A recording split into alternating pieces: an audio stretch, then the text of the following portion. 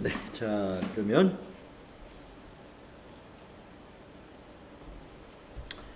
287페이지 수행 결과 한번 볼까요? 우리가 이제 결산을 다 마쳤는데 이렇게 했다. 이거 아까 결과를 가지고 우리가 다 분석을 했으니까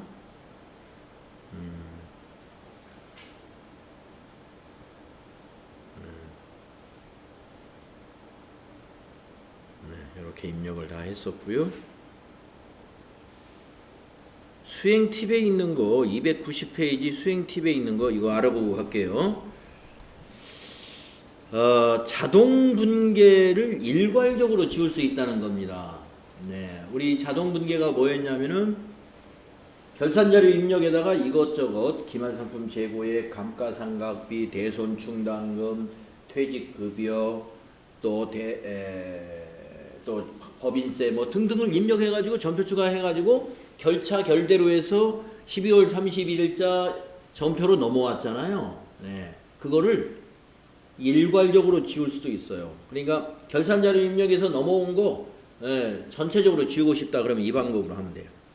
어떻게 하느냐? 12월 31일자 아까 일반 전표 그 화면에서 Shift를 누른 상태에서 F5를 한번 누릅니다. 그러면 처음에 이 화면이 나와요. 그다음에 한 번 더 Shift F5를 누르게 되면 여기 삭제 삭제를 누르게 됩니다. 그러면 이제 이 화면이 나오게 하면 돼요.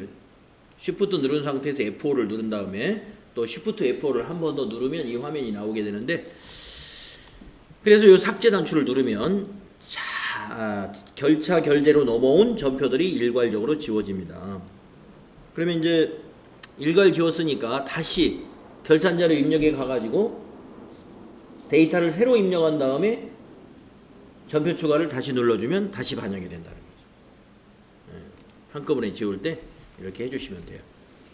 뭐 우리가 아마 시험 대비하는 데서는 그 지우거나 할 일은 없습니다.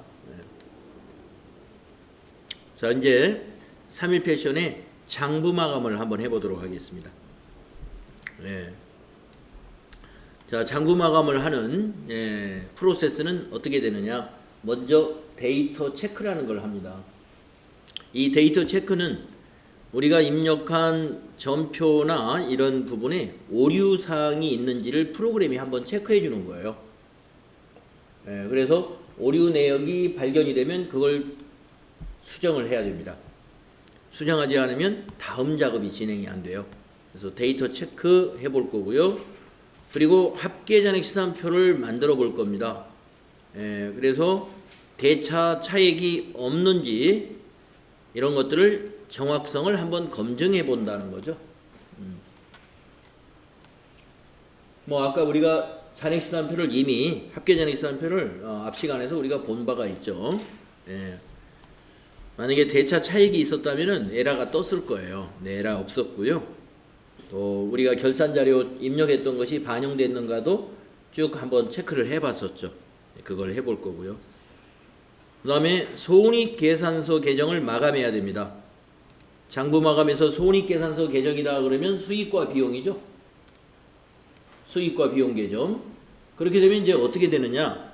여러분이 수익과 비용 계정 옛날에 회계의 순환 과정에서 마감했던 걸 기억해 보시면 지금 이게 합계잔액 시산표에서 수익과 비용을 보면은 여기서 수익이 상품 매출 이게 이제 수익이잖아요. 이 잔액이 없어질 거예요. 마감을 하면. 이 잔액이 왜 없어질까요? 여기 합계에 적히면서 이게 손익 계정으로 가잖아요. 그 다음에 매출원가 이런 비용들 여기 판매관리비, 영업의 비용, 법인세 이런 모든 비용은 없어집니다. 왜 없어지죠? 여기에 똑같은 금액이 기록이 될 거예요. 이것도 다 손익으로 가죠? 집합손익계정 차변에 이 금액이 가버리기 때문에 이제 손익계산서 계정 마감을 이익잉여금 처분계산서에서 하게 되는데 거기서 하게 되면 이것들이 제로가 돼요. 여기도 제로가 돼요. 그렇게 변하는 걸 한번 확인해 볼 거고요. 그래서 어디서 이 수익과 비용 계정을 마감하느냐? 이거 한번 읽어보겠습니다. 손익계산서 계정인 수익과 비용 계정은 당기의 경영 성과를 보여주는 것으로 차기의 경영 활동에 영향을 미치지 않으므로 잔액은 집합손익계정, 손익계정으로 대체하여 마감한다. 그래서 잔액이 없어지는 거예요. 자산부채 자본은 잔액을 그대로 가지고 가요. 하지만 수익과 비용은 잔액이 일로 집합손익으로 대체돼 버리고 잔액은 0이 된다 이 말이죠. 결산재무제표에 이익잉여금 처분계산서를 조회해 가지고 거기 상단에 있는 전표 추가라고 하는 이거를 클릭을 하면 수익과 비용의 손익 대체 분계가 이루어집니다. 즉 마감이 되는 거예요. 네, 그러면 좀 이따가 해보기로 하고요. 네, 수익 계정이 손익으로 갈 때는 수익 계정이 차변에 오고 손익 계정 대변에 갑니다. 또 비용 계정을 집합손익으로 대체할 때는 손익 계정이 차변에 오고 대변에 비용이 갑니다. 예. 그리고 손익 계정의 잔액은 당기 순이익이 되는데 그 당기 순이익을 자본으로 대체하기 때문에 그때 자본으로 대체되는 계정 과목은 미처분 이익잉여금이에요. 그래서 미처분 이익잉여금 계정으로 대체돼 가지고 미처분 이익잉여금 자본의 증가로 가고 손익 계정은 차변에 적힙니다. 그래서 이러한 절차를 우리가 회계의 순환 과정에서 우리가 연습을 했었어요. 근데 너무 오래됐죠, 지금 시간이. 그래서 저걸 언제 했었지? 네, 그럴 겁니다. 그래서 우리 이 회계 전산 시스템에서는 이걸 수동으로 하는 게 아니라 아까 말씀드린 이익잉여금 처분계산서에 가가지고 전표 추가 누르면 이 분계가 자동으로 일반 전표 12월 31일자로 만들어집니다. 그러면 그걸 한번 보도록 할게요. 여기서는 지금 손익계정은 하나지만 집합손익이니까 수익은 뭐 상품 매출부터 영업의 수익 여러 개가 있을 수 있고요.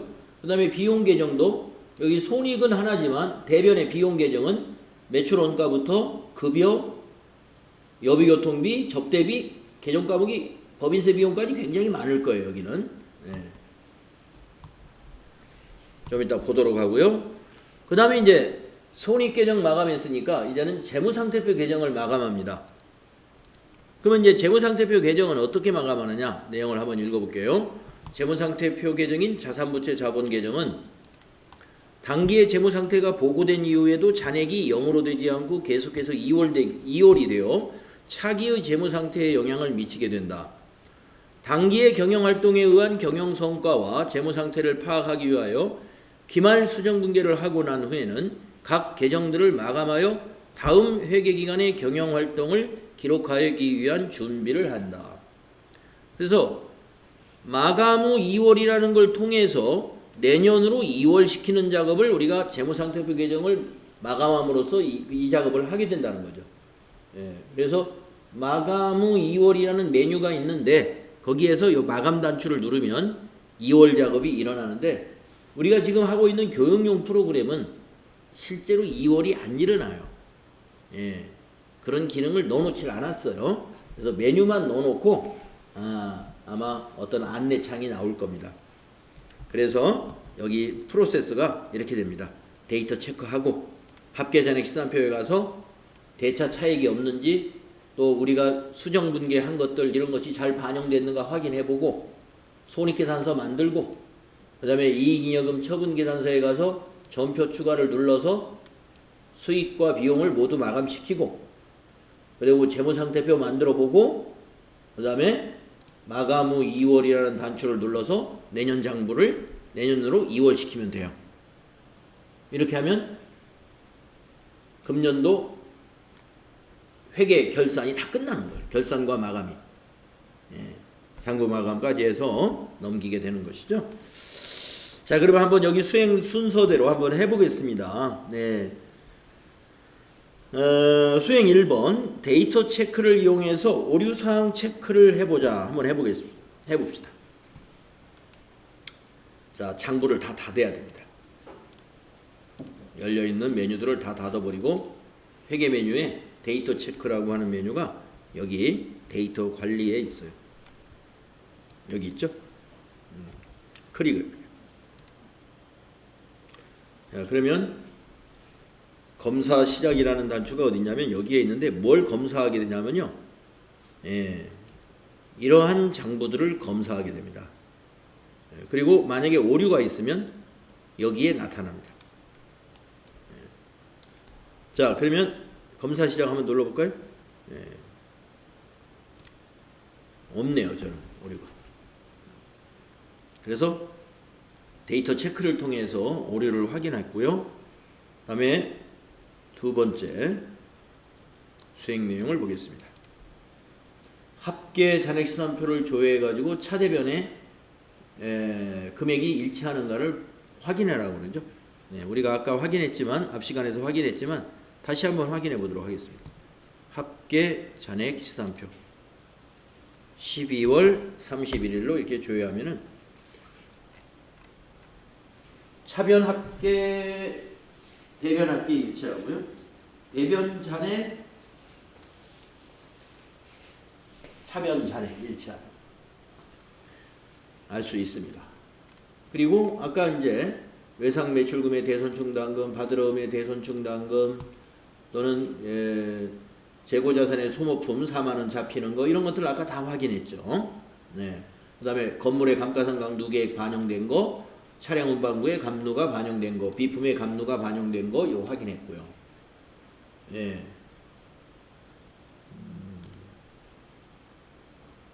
그 다음에 상품 매출원가 처음에는 없었는데 그 결산자료 입력에서 자동 결산을 통해서 매출원가가 인식이 된 거예요. 그 외에 소모품비 여기에 정리된 것과 대손상각비 정리된 거, 법인세 반영된 거 이런 것이 손익계산서에 이제 합계잔액시산표에 잘 반영이 되어 있는데 이 지금 현재 수익과 비용의 잔액이 존재하는데 잠시 후에 이게 없어집니다. 자, 다음에 수행 3번을 해보겠습니다. 손익계산서의 당기순이익을 확인한 후 이익잉여금 처분계산서를 조회하여 상단부 전표 추가를 클릭하여 손익대체분계를 수행하시오.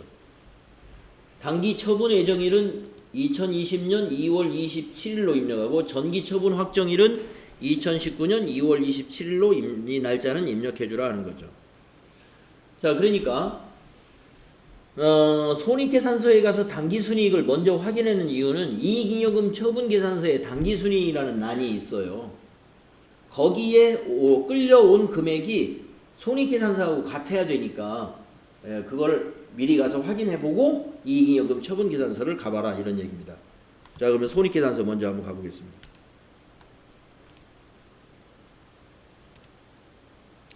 12월로 조회하면은 당기순이익 맨 밑에 47634-385 이게 이익잉여금 처분계산서의 당기순이익란으로 제대로 갔는지 확인해 보려고 손익계산서를 먼저 조회를 하는 거예요. 자, 다시 전체 메뉴에 가서 이번에는 이익잉여금 처분계산서에 갑니다. 네, 여기 넘어왔죠?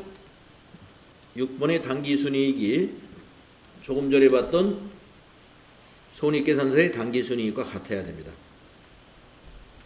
그래서 여기 있는 당기의 순이익과 전기에서 2월 된 전기 2월 미처분 이익잉여금 이 두 금액이 합해져서 미처분 이익잉여금 97924-385가 내년으로 2월 되게 됩니다. 차기로 2월 되는 거예요. 이게. 네. 자, 그 다음에 처분 예정일을 여기다 입력해줘요. 2020년 2월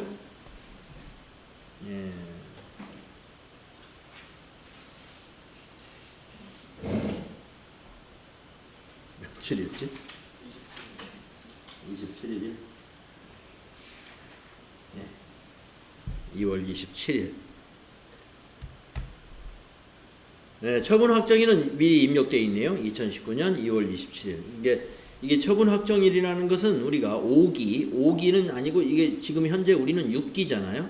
그러니까 전기의 결산 내용을 올해 2019년 2월 27일 날 이거를 주주총회를 통해서 이 처분 내역을 확정했다 하는 얘기입니다. 근데 처분 내역은 지금 없었어요. 자료가. 예. 그래서 입력하지 않는 겁니다. 자, 이제 점표 추가를 눌러서 결과를 확인해 보겠습니다. 자, 점표 추가 누른 다음에 확인. 그러면 5건의 점표가 추가가 됐습니다. 그러면 전체 메뉴 눌러서 일반 점표 입력의 12월 31일 날짜를 조회 보면 결차 결대로 아까 5번까지 결차 결대가 있었는데 점표 6번부터는 차변 대변으로 해서 이것이 방금 넘어온 점표들이에요. 자, 하나씩 잘 뜯어보세요. 자, 6번 점표는 상품 매출, 이게 뭐예요? 수익이죠. 그것이 대변의 손익 계정 대변으로 가는 겁니다. 그래서 수익 계정은 손익 계정이 대변에 갑니다. 상품 매출 수익은 차변에 적어버리고.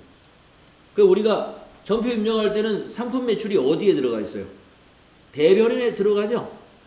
근데 지금 장부 마감하면은 그 대변에 있던 것이 차변에 와서 제로가 돼버리는 거예요. 그리고 대신에 그게 어디로 와요? 손익계정 대변으로 갑니다. 다음에 7번 점표 보세요.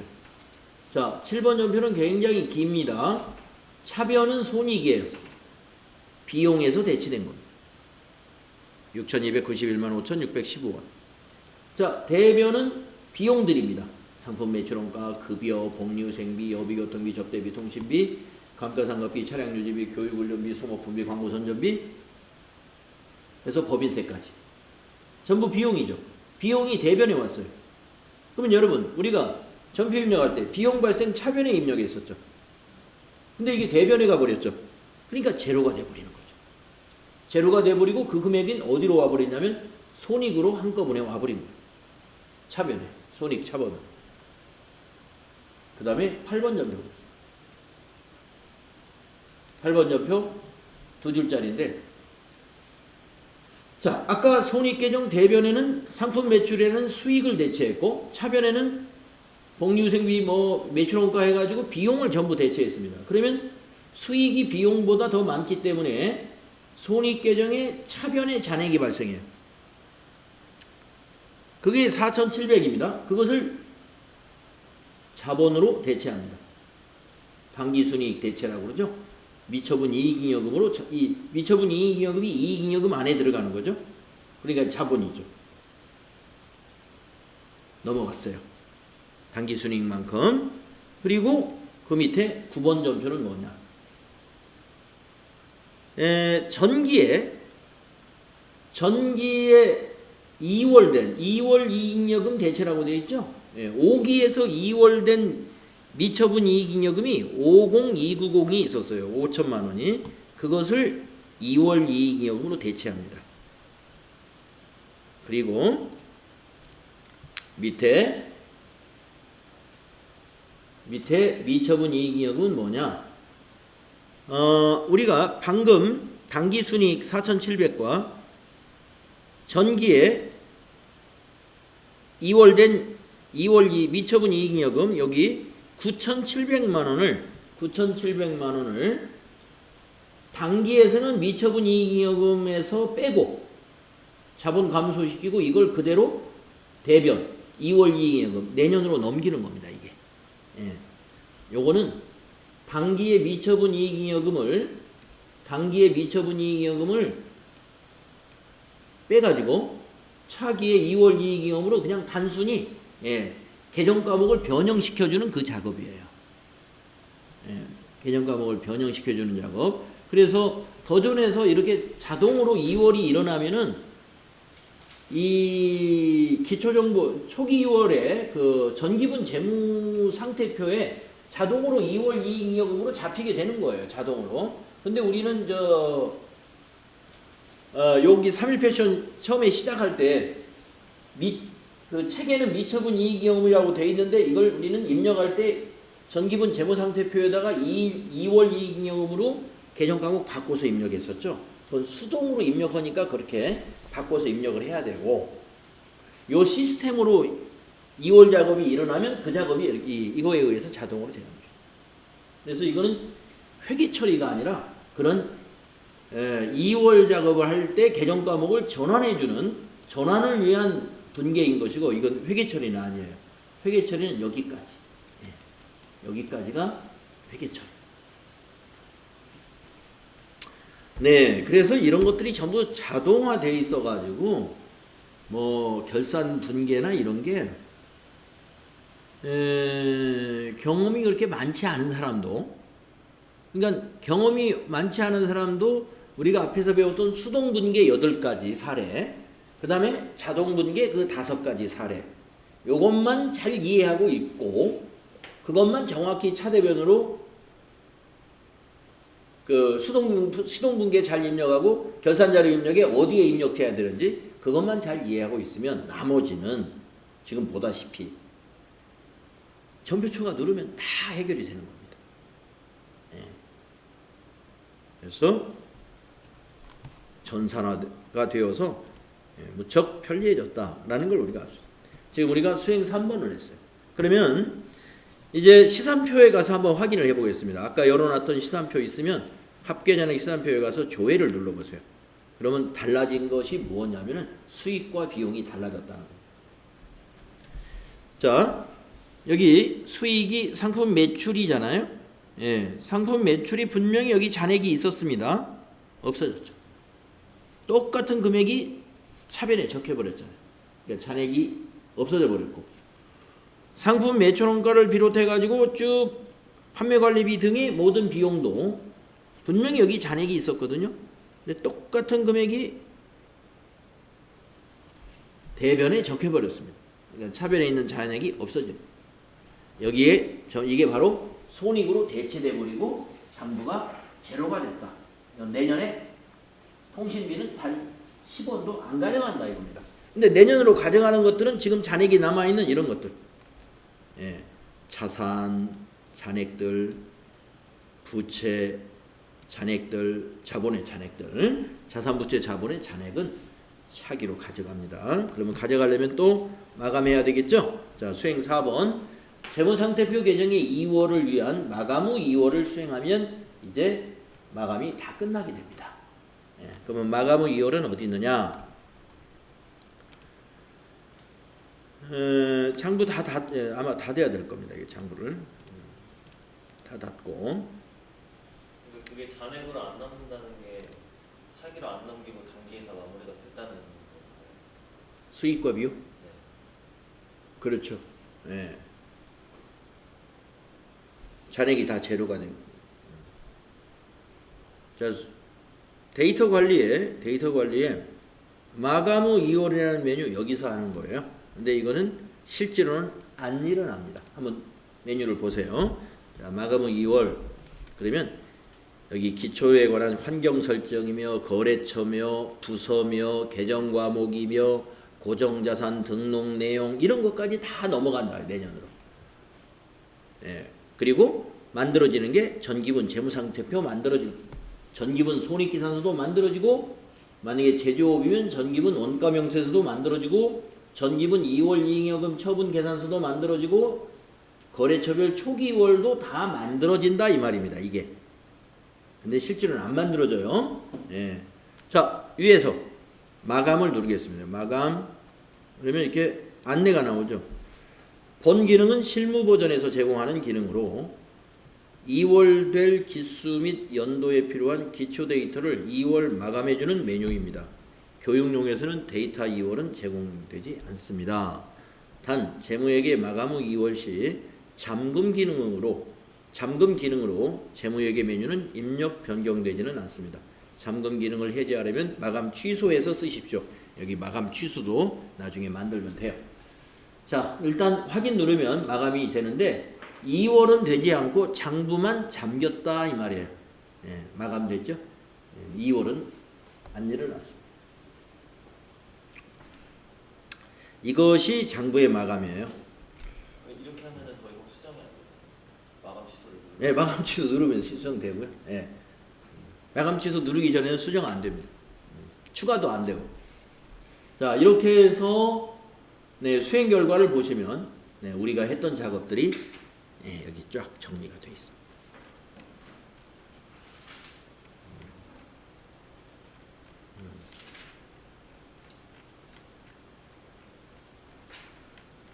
네, 이렇게 되는 겁니다. 자, 그러면 이제 297페이지로 넘어가서 재무제표 작성하기. 사실은 다 작성돼 있어요, 지금. 네. 별로 뭐 실습해 볼 건 없겠습니다만은, 자, 손익계산서를 작성한다. 우리 손익계산서 의미를 다시 한번 읽어보고 갈게요. 자, 손익계산서라는 것은 일정 기간 동안에 기업의 경영 성과를 나타내는 결산 보고서입니다. 예, 일정 기간 동안에 기업의 경영 성과를 나타낸다는 거, 이 핵심 키워드는 잘 기억을 해둬야 돼요. 그래서 결산 재무제표에 있는 손익계산서를 12월로 조회하면 그게 작성이 되는 거예요. 조금 전에 우리 조회했었습니다. 그 다음에 재무상태표 작성인데요. 우리 재무상태표의 의미는 뭐냐? 일정 기간이 아니라 일정 시점이죠. 그래서 일정 시점에 기업의 재무상태를 나타내는 결산보고서이다. 그래서 만약에 현금이 1,000만 원이다라고 한다면 어제까지만 해도 현금이 100만 원밖에 없을 수도 있어요. 근데 결산일 현재 1,000만 원이 있으면 재무상태표에 현금 1,000만 원으로 표시가 되는 거예요. 예. 기간으로 표시하는 게 아니라 재무상태표는 결산일 시점으로 표시합니다. 그래서 일정 시점에 기업의 재무상태를 나타낸다.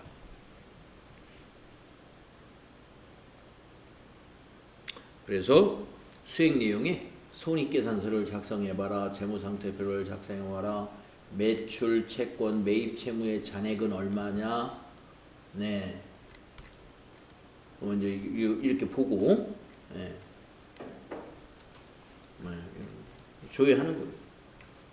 이거 굳이 안 해봐도 되겠죠? 네. 그래서 재무상태표의 과목별과 제출용, 네, 이런 거 좀 한번 우리가 보고 왔었는지 모르겠는데 한번 가서 같이 한번 봅시다. 자, 전체 메뉴에 가서 결산 재무제표에 재무상태표에 가면은요, 과목별 12월 달로 한번 조회해 보세요. 네, 과목별은 말 그대로 계정 과목 최소 단위로 이렇게 집계가 되는 겁니다. 현금, 당좌예금, 보통예금, 그리고 외상매출금, 대손충당금, 받으러움, 대손충당금, 이렇게. 근데 이걸 제출용으로 보게 되면은 현금, 보통예금, 당좌예금은 현금 및 현금성 자산으로 묶여버렸고, 외상매출금, 받으러움은 매출채권으로 묶였고, 외상매출금의 대손충당금하고 받으러움의 대손충당금은 대손충당금 하나로 묶었고, 이게 통합계정이라고 하죠. 그래서 이제 제출용이다 하는 것은 외부 제출용을 의미합니다. 과목별로 제출해도 됩니다만은, 예, 양이 많죠. 과목별로 하면. 그래서 제출용 조금 양이 적어져요. 그러면 그 옆에 법인용, 표준 법인용이라는 게 뭐냐? 이 표준 법인용을 작성을 해놔야 이 마감한 이 회계장부를 가지고 법인세 세무조정을 할 수가 있습니다. 그래서 법인세 세무조정을 하려면은 기초 데이터가 있어야 돼요. 그 기초 데이터를 여기서 표준용이라고 해요. 법인용. 그래서 이것도 나중에 법인세 세무조정, 우리 TAT 1급에서 공부하게 되는데, TAT 1급에서 공부하면은 이 표준용 재무상태표와 손익계산서를 작성을 해야 됩니다. 작성은 별거 없어요. 지금처럼 조회만 해서 놔두면 그게 작성이 된 겁니다.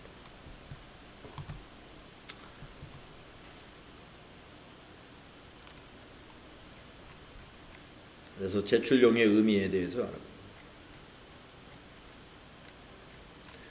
네. 자, 그러면 제6장. 자, 6장은 이제 회계정보 시스템이라는 주제인데, 능력 단위가 여러 가지 정보를 조회해보는 그런 내용입니다. 장부 조회하는 거. 우리 FAT 1급에서는 장부 조회에서 8점이 배점이 되어 있어요. 한 조회 하나당 4점을 줍니다. 아주 쉬워요. 아주 쉬운데, 쉽다고 해도 이 많은 장부들을 좀 조회를 하는 요령을 모르면은 이거 또 시간이 많이 걸리기 때문에 좀 연습을 해둘 필요가 있습니다. 그래서 우리 또 잠시 쉬었다가 장부 조회 지식과 실습 문제 같이 한번 해보도록 하겠습니다. 또 쉬었다 합시다.